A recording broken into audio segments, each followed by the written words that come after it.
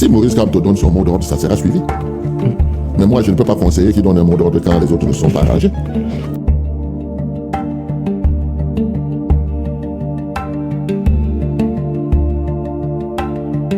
Donc, Parce que ce serait insuffisant. S'il n'y a pas coalition, vous direz à Maurice Kamto de ne pas faire de sortie, de ne pas soutenir. Car dans cette émission, on revient sur l'actualité autour de la présidentielle, toutes les coulisses. Et ce soir, pour vous spécialement, nous sommes allés chercher la crème de la crème en termes de politique au Cameroun. C'est un monsieur qui, depuis plusieurs décennies, bataille pour la libération du Cameroun, surtout pour le progrès au Cameroun. Il est avec nous, le président de l'AFP, monsieur Cyril Sambaka. Bonsoir et bienvenue. Bonsoir et bonsoir à tous les auditeurs. C'est un plaisir d'être dans vos studios pour parler de l'avenir du Cameroun. Merci surtout d'avoir accepté notre invitation et de partager ce moment avec nous. Alors, monsieur Cyril Sambaka, vous êtes ex-membre de l'UDC, président de l'Alliance des forces progressistes, également membre influent du groupe de Douala. Et il y a plusieurs mois, parlant bien sûr du groupe de Douala avec d'autres hommes politiques, vous avez décidé de mettre sur pied cette alliance-là ou ce groupe dans le but de mettre ensemble les candidats de l'opposition et surtout trouver une candidature consensuelle. Qu'en est-il à ce jour pour le groupe de Douala? Alors, pour les auditeurs, je tiens d'abord à dire une chose, c'est que c'est au vu de l'expérience que nous avons des élections depuis les années 90, que nous nous sommes dit, chaque fois, l'opposition a échoué face aux égaux des uns et des autres. Alors, quand vous analysez 92, 97, 2004, 2011 et autres, vous vous rendez compte qu'il y a une chose qui n'a pas été faite. Parce que quand on met les candidats entre eux, avec leur état-major, pour sortir quelque chose, eh bien, rien de bon ne sort de là. Alors nous nous sommes dit, nous, on n'est pas candidats, mais on a l'expérience suffisante pour de toutes ces années, et ça nous amène donc à être des facilitateurs. Des facilitateurs parce que face aux égaux surdimensionnés, il faut rappeler aux candidats de temps en temps que ça fait 30 ans que le peuple lui demande de voir des gens unis, des gens ensemble, pour battre ce qui nous gouverne depuis ce temps, avec tout ce que nous avons comme problème. C'est devenu récurrent. Chaque fois qu'il y a des élections présidentielles, le peuple, lui, il s'attend à voir des gens ensemble. Et puis se rendre compte que ça ne marche pas. Et puis on se rend compte que les abstentions ne font que grandir. Donc le peuple qui est souverain doit donner la voix. Nous voulons vous voir unis, vous êtes obligés d'être unis. Parce qu'en réalité, c'est ce peuple qui va se lever pour aller voter. Et si ce peuple est découragé, évidemment, il y aura des abstentions.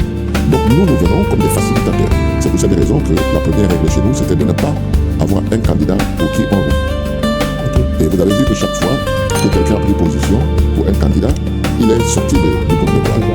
Bon, on peut dire que de tous les fondateurs du groupe de Douala, je reste le fondateur qui n'a pas bougé. Et je n'ai pas bougé parce que, en fait, nous savions très bien que tout le monde va dire je veux la coalition, je veux ceci, je veux le candidat unique. Mais dès que ça ne sortira pas lui, il va avoir des problèmes. Donc, 2025 n'est pas 92. 2025 n'est pas 2011. 2025, c'est le peuple qui doit décider. Et le peuple, dans sa première décision, c'est que nous voulons voir un candidat de large consensus. Mais comment départager donc ces gens? C'est là où on met en place donc un programme minimum commun pour 3 ans, pour une transition. La transition veut dire que les autres ont triché, certes, mais nous voulons un code électoral consensuel, nous voulons refaire le Cameroun, la refondation.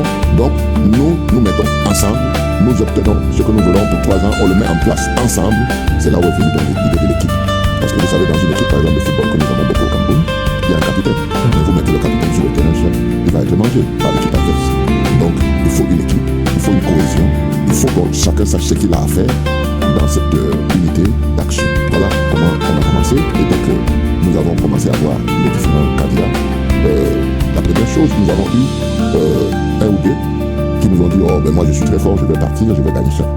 Je n'ai pas besoin de ces histoires. » Et puis, crescendo. Et puis est arrivé un moment où, parce que vous me demandez de faire le compte rendu, c'est ce que j'essaie de faire, est arrivé un moment où le Grand Nord a rejailli, parce qu'eux, ils travaillaient depuis plus de 4 ans, et ils voulaient en découdre avec le système en place. C'est pour cette raison qu'ils ont donné des ultimatums à leurs dirigeants des partis politiques qui avaient l'habitude de soutenir le RDPC, le parti au pouvoir.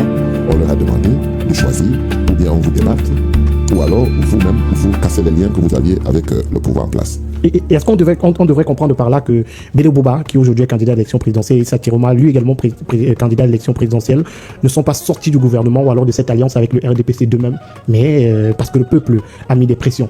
Alors, c'est ça qu'il faut comprendre, que le peuple, c'est lui le patron. Il donne ses pouvoirs à certaines personnes, et quand ils estiment que ce n'est pas bon, ceux à qui ils ont donné le pouvoir, ils le leur retirent, ou alors cela marche comme le peuple veut. Et c'est ça qu'on a compris dans le Grand Nord. Parce qu'il y a eu une véritable révolution qui a certes été préparée, mais les gens en avaient marre. Et ils ne voulaient plus continuer avec ce régime. C'est pour cette raison que même les alliés de ce régime se sont vus obligés d'écouter le peuple. Mais est-ce que du côté donc, du Grand Sud, appelons ça comme ça, Grand Nord, Grand Sud. Alors, est-ce que du côté du Grand Sud, c'est la même chose? Est-ce que le peuple est écouté par les leaders du Grand Sud? On a l'impression que non. Parce que si le peuple était écouté, le peuple tranchait. Le peuple demande qu'on ait un candidat consensuel. Il n'y a pas de justificatif possible de dire que c'est impossible. Vous comprenez? Ceux qui estiment que c'est impossible, forcément, on va estimer qu'ils travaillent pour la division et ils travaillent pour le pouvoir. Parce que si nous sommes divisés, ça permet à celui qui est au pouvoir de se maintenir. Il a des mécanismes pour se maintenir, il a la corruption, il a les tricheries, il y a ceci, il y a cela. Tout l'appareil à sa disposition. Donc, le problème de ces élections de 2025, ce n'est pas de savoir si le RDPC est aimé. Le RDPC n'est plus aimé. Le RDPC, on veut que le RDPC aille dans l'opposition, c'est-à-dire que le RDPC ne gouverne plus. Mais est-ce qu'aujourd'hui, l'opposition camerounaise peut gagner? C'est une véritable union sacrée, si on peut l'appeler comme ça. C'est une obligation, sinon ils trahissent le peuple. Est-ce que vous comprenez ce que je veux dire? Quand le peuple vous dit, mettez-vous ensemble, si vous venez expliquer au peuple que c'est impossible de se mettre ensemble, alors le peuple vous tourne le dos et dit, mais ces gens-là, c'est-à-dire qu'ils n'écoutent pas nos prières. Tous ces Camerounais qui sont à l'étranger, qui ne peuvent plus mettre les pieds au Cameroun, votre père décède, vous ne pouvez pas venir à son deuil, parce que vous allez être arrêté. Ceux qui sont injustement en prison pour des problèmes politiques, vous les laissez là-bas, vous donnez encore 7 ans. Vous les laissez là-bas. C'est ça la question fondamentale. Parce que si les leaders ne peuvent pas écouter le peuple, ils vont écouter qui? Ça veut dire que s'ils sont au pouvoir demain, ils n'écouteront, ils continueront à ne pas écouter le peuple. Donc le peuple aujourd'hui a le droit de revendiquer son droit. Son droit le plus absolu, c'est quoi? C'est que je vous demande de vous mettre ensemble. Ceux qui ne sont pas d'accord, dites-nous que vous n'êtes pas ensemble. Nous aussi, le peuple, on vous met de côté. Voilà la problématique aujourd'hui. Et on va dire qu'à la base du groupe de Douala, c'était vous, M. Cyril Sambaka, c'était le professeur Bayono qui a rejoint les rangs un peu plus tard. On avait Henri Ekoué qui assistait aux premières réunions de ce groupe-là. On avait Anissé Ekane, on avait Élie Miloba également. Anissé Ekane fait toujours partie du groupe de Douala. Anissé Ekane était obligé de se mettre en retrait parce qu'il avait un candidat. Okay. Maintenant qu'il n'a pas de candidat, il n'y a pas de raison qu'il ne revienne pas dans le groupe de Douala. Vous comprenez? Parce que la seule condition, c'était de ne pas prendre de position. Vous comprenez? Mais nous, dans le groupe de Douala, on n'a pas condamné Anissé Ekane d'être sorti pour aller supporter le professeur Maurice Kamto. Parce que le professeur Maurice Kamto, c'est une figure de toute l'opposition camerounaise. Alors toutes les combines qu'on a fait pour qu'il ne soit pas candidat, Anissé Ekane s'est donné pour que nous puissions avoir cette candidature au Cameroun. Vous avez vu comment on a torpillé jusqu'à la dernière minute, jusqu'au Conseil constitutionnel, alors qu'en fait, tout était clair. Anissé Ekane, le patron de Manigane, c'est connu de tout le monde, c'est connu de Télégramme, c'est connu de l'AD, c'est connu de tout le monde. Mais parce qu'il a donné un véhicule au professeur Maurice Kamto pour aller aux élections, il a été jeté en pâture par le gouvernement. Et le gouvernement n'a pas accepté cette candidature jusqu'au Conseil constitutionnel où j'étais. Et j'ai vu comment ça s'est passé.